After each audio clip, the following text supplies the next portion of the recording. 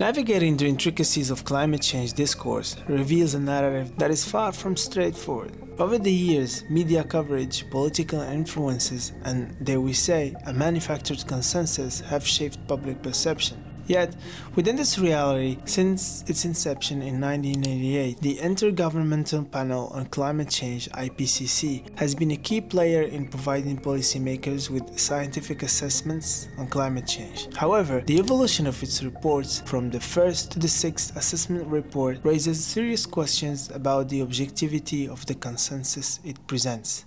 Today, we re-examine our understanding of climate change, the IPCC, and the challenges posed by a narrative that may not be as objective as it appears. Our guest today is the eminent Professor Judith Curry, the author of Climate Uncertainty and Risk, a respected voice questioning what she calls a manufactured consensus, while bringing a fresh perspective to the climate change conversation. Dr. Curry, thank you so much for giving me this opportunity.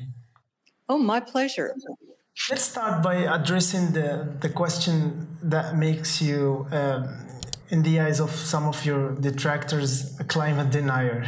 What causes global warming? And if you could please give us a historical perspective on that matter. Everybody agrees that the planet has been warming since the mid to late 19th century. Everyone agrees that humans are emitting carbon dioxide into the atmosphere through burning fossil fuels. Everyone agrees that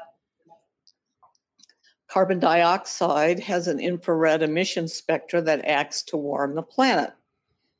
That said, there's uncertainty and disagreement about the most consequential issues. These include how much of the recent warming is caused by fossil-fueled warming, how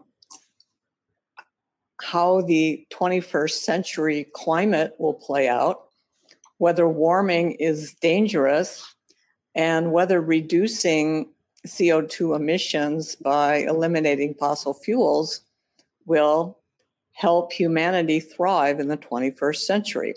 All of those topics are subject to substantial debate. Some people active in the public debate on climate change call me a denier because they find my perspective to be inconvenient to their political objectives.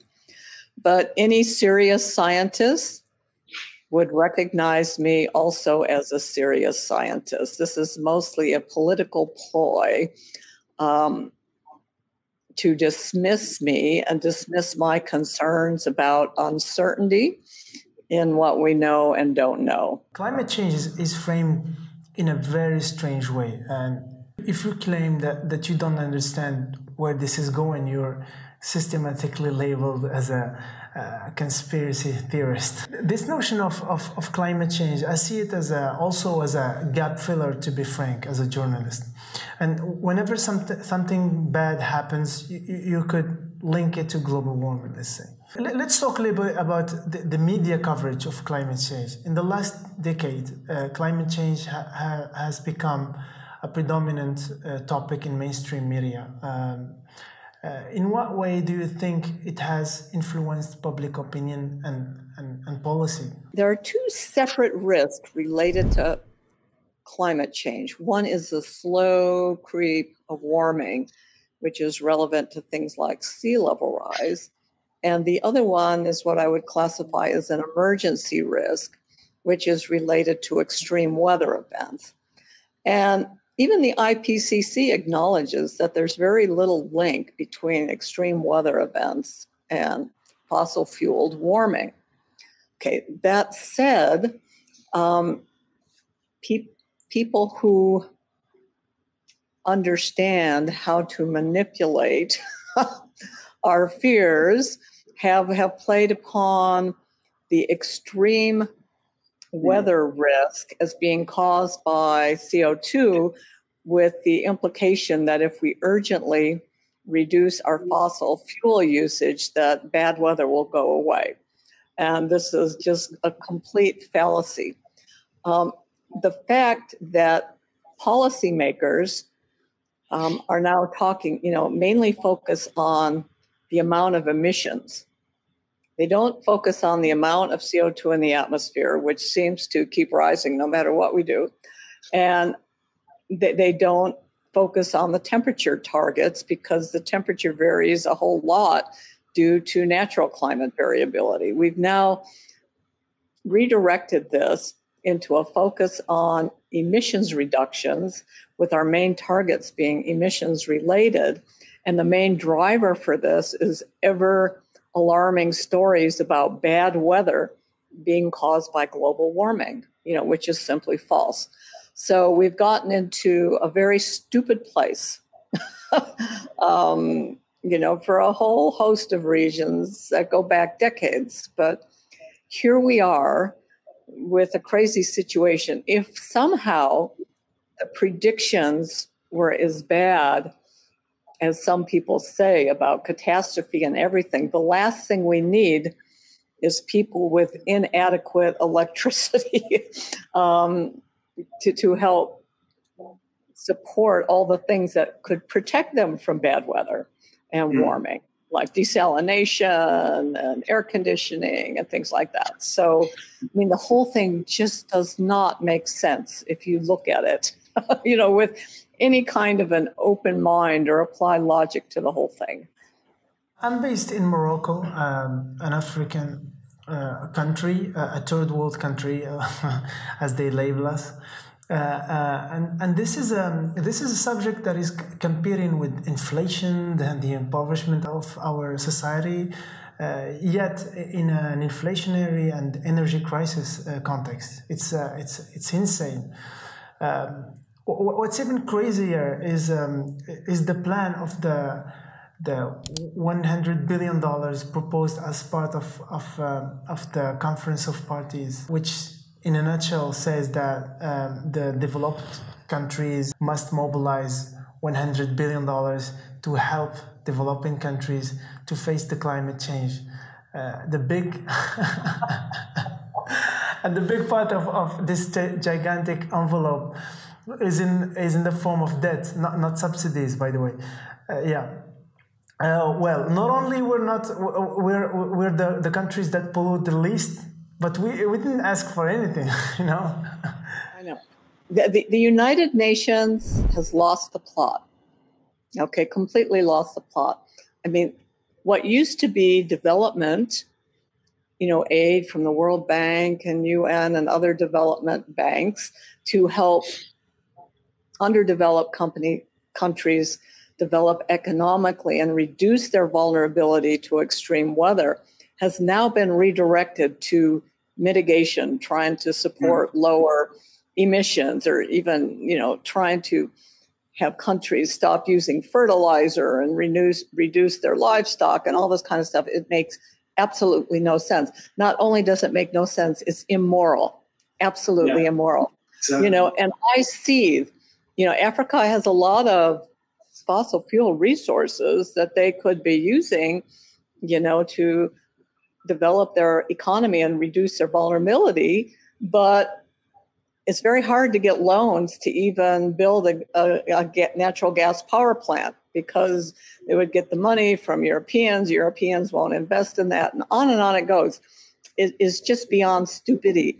Morally, Africa should be allowed to develop its own fossil fuel resources, and the developed world should support them in developing those resources so that they can develop economically. Even the most optimistic scenario for Africa development, they would contribute like 2%, 3% to global emissions. And we have 1 billion people that are being held hostage by these insane and immoral policies. I've been speaking out on this issue for a long time, and I have some friends and even some minor business connections in Africa. So I'm fairly familiar with this situation, and I had developed a pretty big part of a chapter in my new book, Climate Uncertainty and Risk, to this ridiculous situation with development, being sort of wiped out in favor of trying to mitigate CO2 emissions. And even in developed countries, they're choking off their food supply. I did an interview with people in New Zealand earlier this week, and they have almost all renewable energy with hydropower and stuff. So they have very low emissions, and they're a big food exporter, but they're trying to kill the agricultural industry in New Zealand to reduce emissions. They're putting a huge tax on, especially related to animal husbandry because of methane emissions. So they want to get rid of a lot of their animal farming. Their goal is to reduce that by 20%.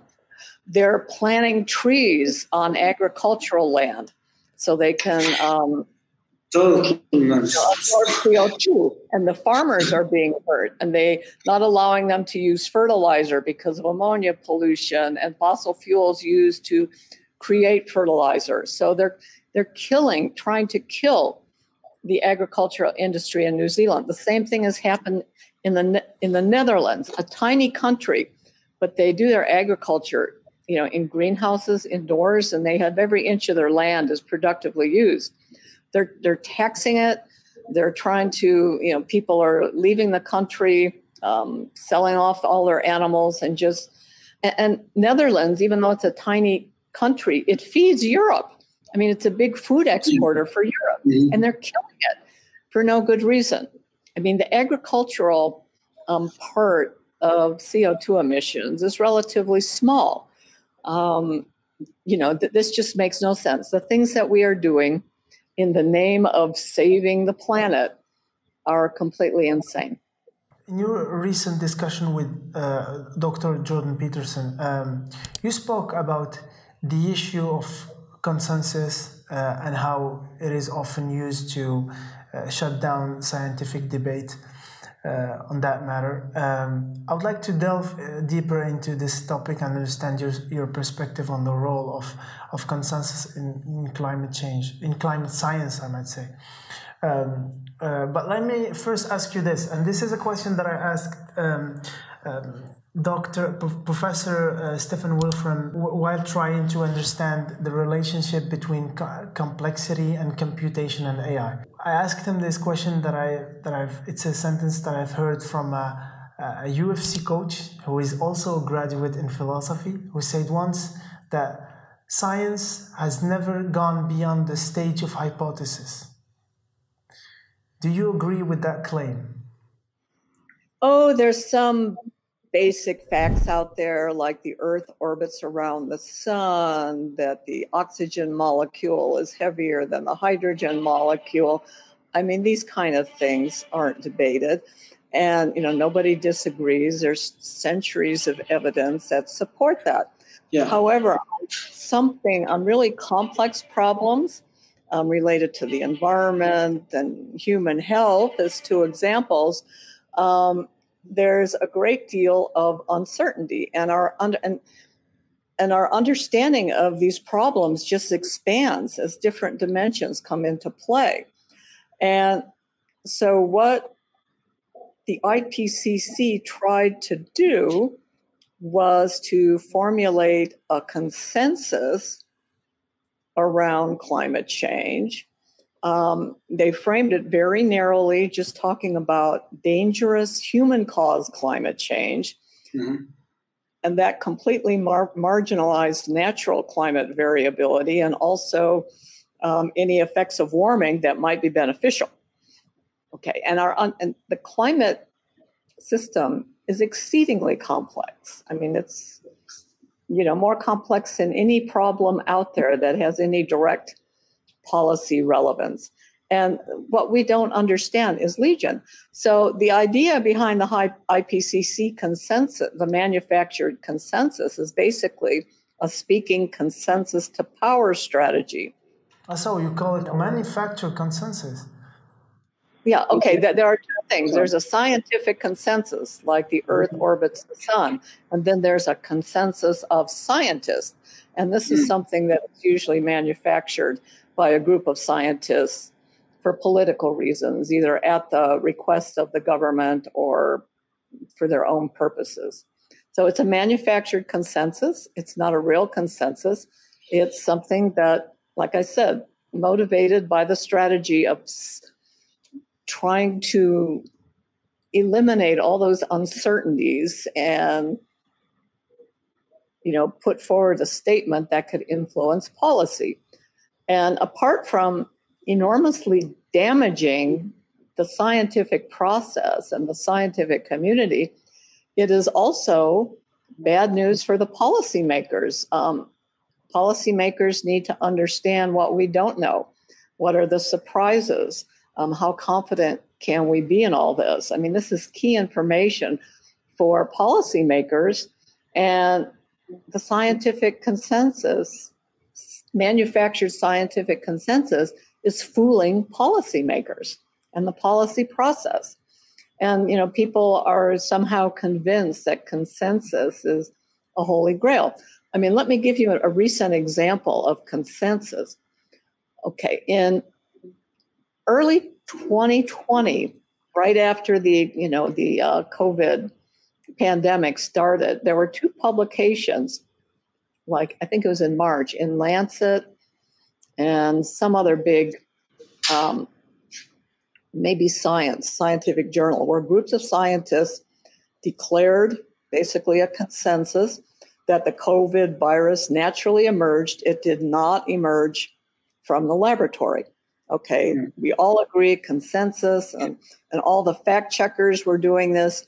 Any scientists who said, wait a minute, I don't think this is correct, or we don't really know enough, they were immediately canceled and deplatformed from Twitter and Facebook, and some of them even lost their jobs in universities. And these were some, leading scientists who were very knowledgeable, and they were deplatformed.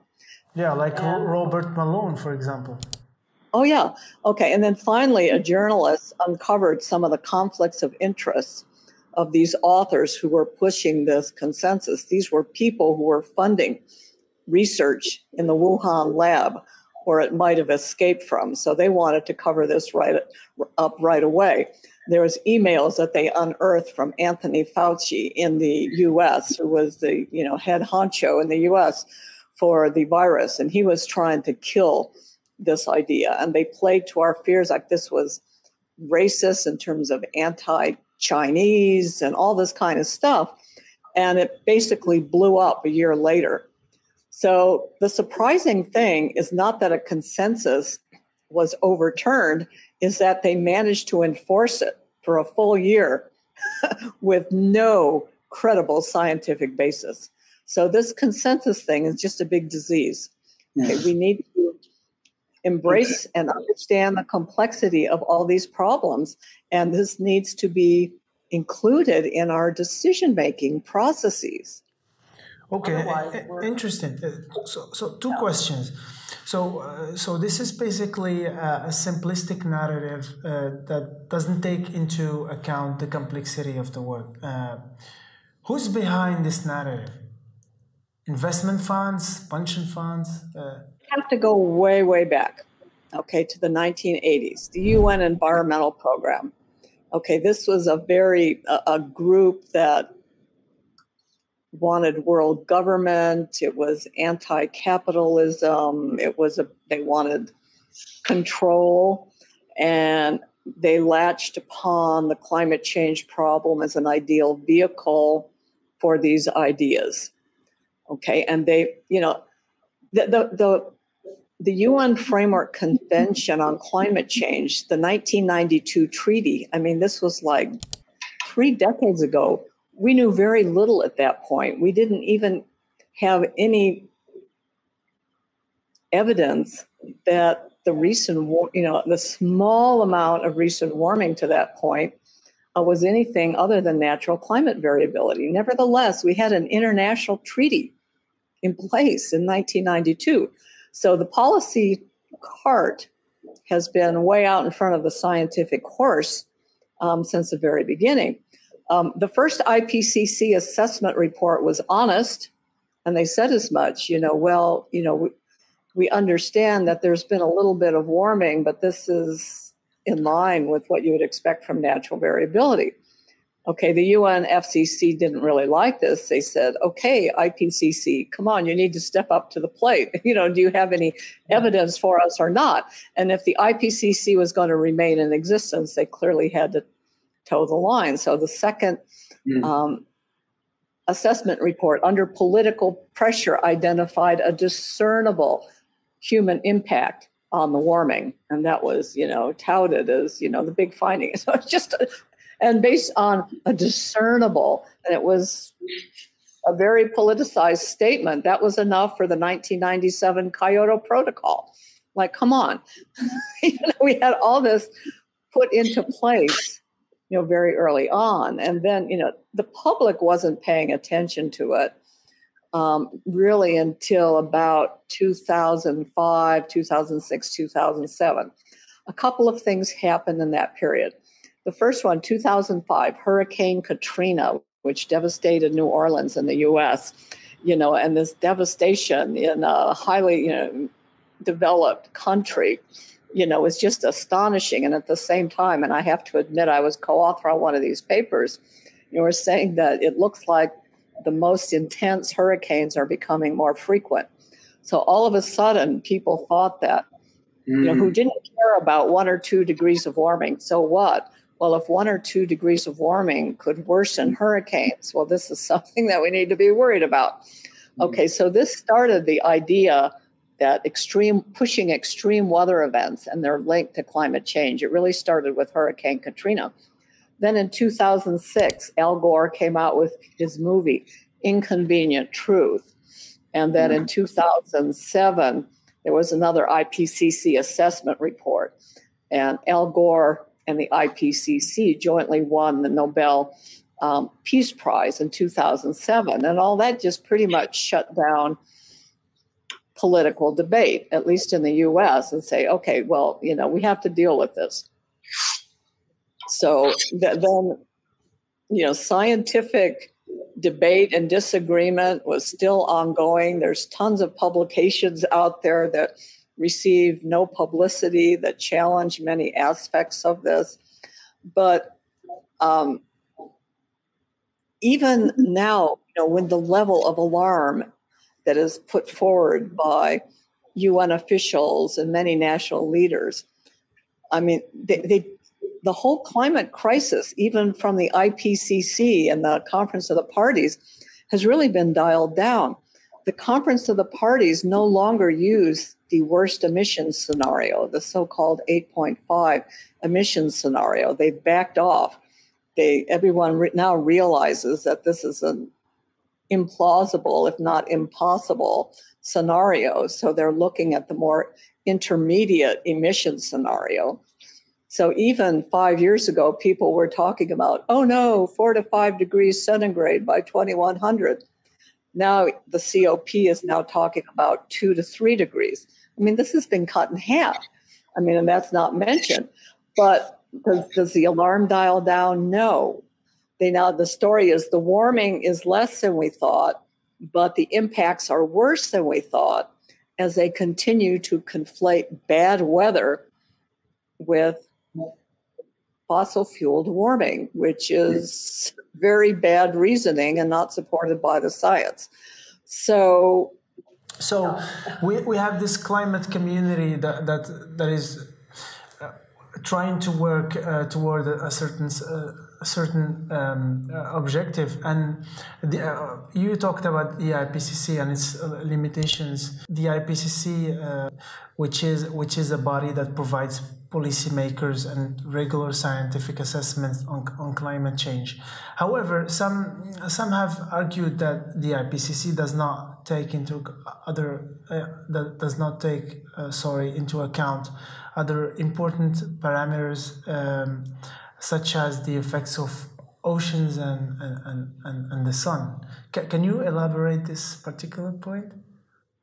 Okay, particularly with regards to the sun, the IPCC has really dropped the ball. On the IPCC reports, they may have like one lead author who knows anything at all about the sun. So that person ends up, promoting their own papers and their own agenda. And it wasn't until the most recent assessment report that they acknowledge that there's big uncertainty about the solar forcing over the last century. And, previous reports, but even though the IPCC, I think it was chapter 2, acknowledged big uncertainty, the climate models were forced with a low variability scenario of solar forcing. Okay, so it wasn't included in the climate model projections, but at least in one chapter, the IPCC did acknowledge that there's big uncertainty about the solar impact here. Based on what I know, and this is something that there's a section on this in my book, the high variability scenario is probably correct. There was a grand solar maximum in the late 20th century, which, had to be influencing some of that warming. And there's a lot, apart from just the heat from the sun, there's also indirect effects about what's going on in the ultraviolet spectrum, with cosmic rays, with magnetic fields and things like that have indirect effects. And then there's also hemispheric effects and equator to pole effects that change the transport in the oceans that influence the climate. So to me, solar is a big frontier.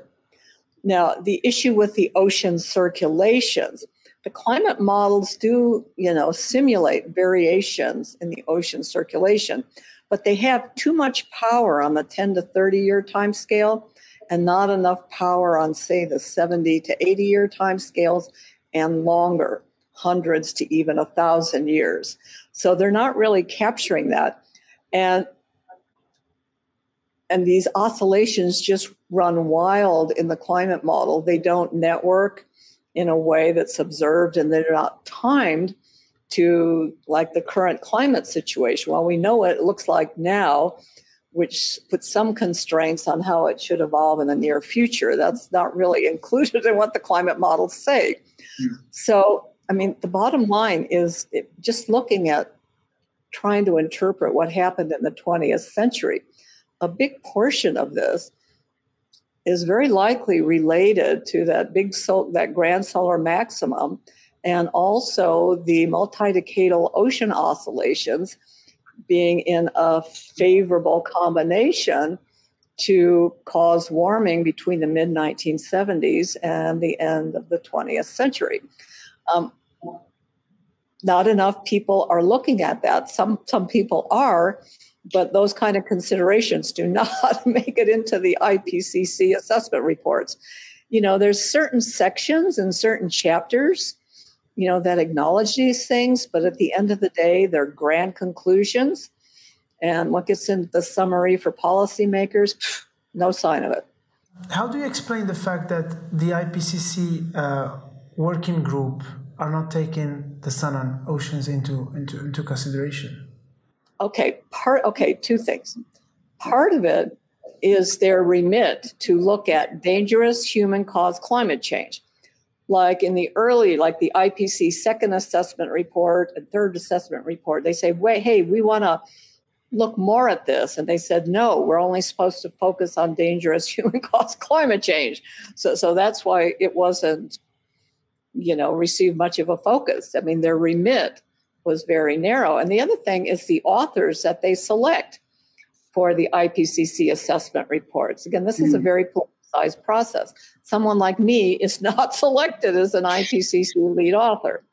So, there's a lot of political agendas going on here. But now that they recognize that the effect of sun and oceans is maybe more important than clouds. Oh, clouds is huge important. And okay, so the way that one of the main ways that these changes in ocean circulations influences the warming is that they change the atmospheric circulation patterns, which changes the distribution of clouds. Changing the distribution of clouds even a little bit has a huge impact on the Earth's energy budget, because you let more sunlight in, more or less sunlight in. And that has a big effect, that can really very quickly dominate, any small change to the greenhouse effect from CO2. So, I mean, the clouds is really the other wild card. So it's really the sun, the oceans, and the clouds that are the biggest uncertainties. And the climate models do a pretty poor job at simulating clouds, even in the present climate. They're sort of all over the place and projecting forward. So the question is, does warming cause more or less clouds? There's still disagreement. The IPCC says, the cloud processes are amplifying the warming. That's not clear to me at all, and I think it could very well be acting to diminish the CO2 warming, a negative feedback. I mean, we simply don't know. That's one of the big uncertainties out there. Let's talk about your last book, Climate Uncertainty and Risk, Rethinking Our Response. What should we rethink about our response?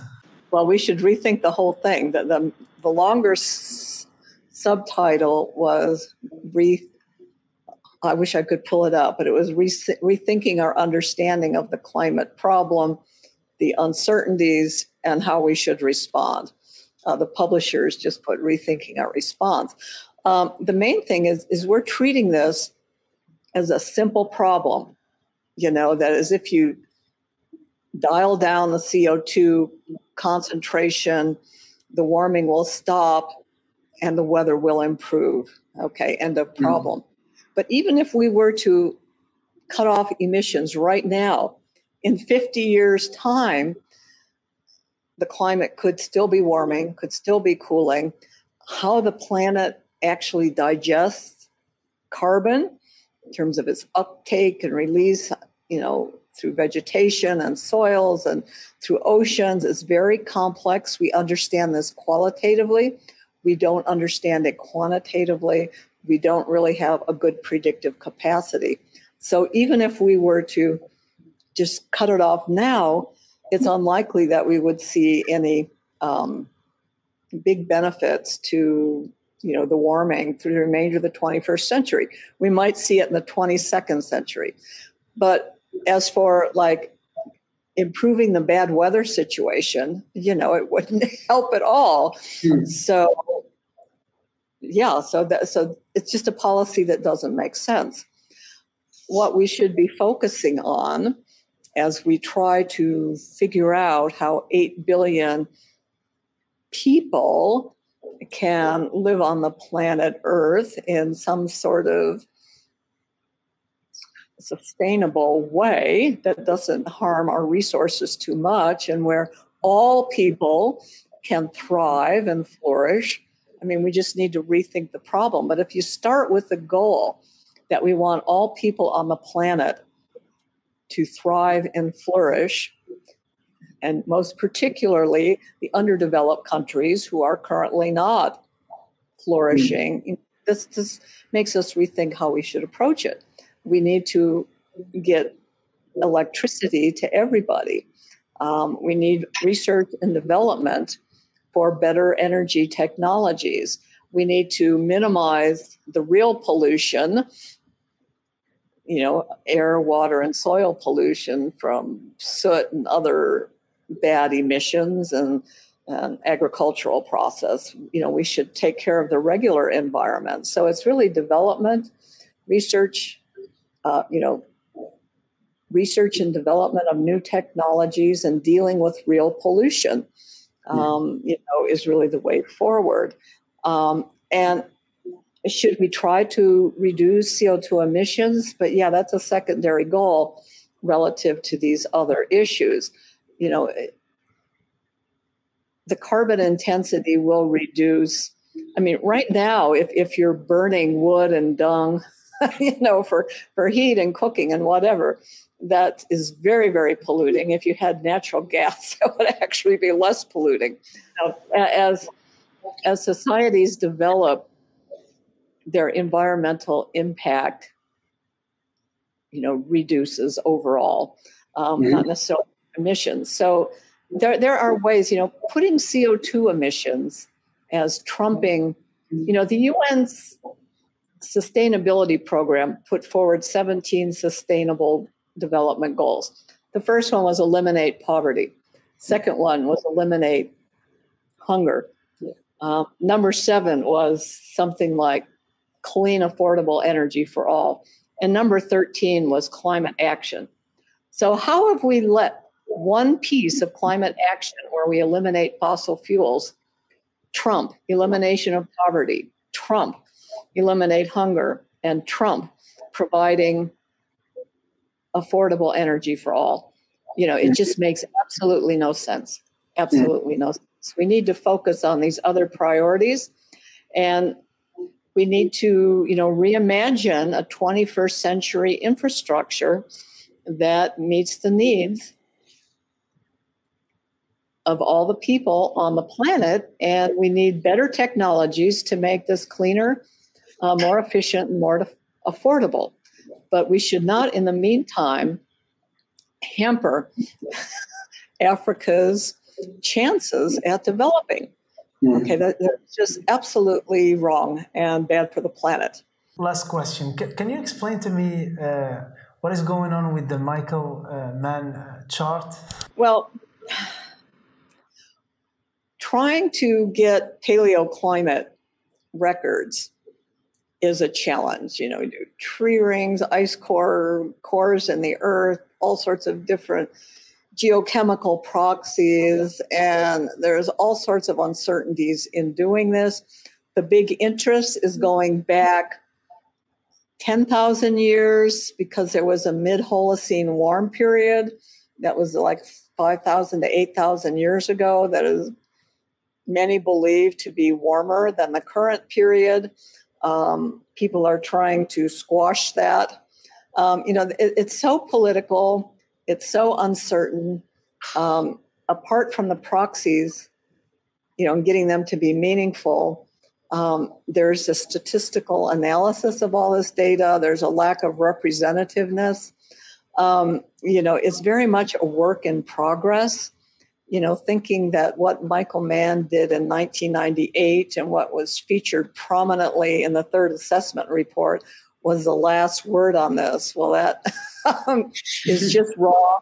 In spite of Michael Mann's vociferous, insulting, and immoral efforts to try to cut down any critics of what he has done, this is still very much a work in progress, a great deal of uncertainty.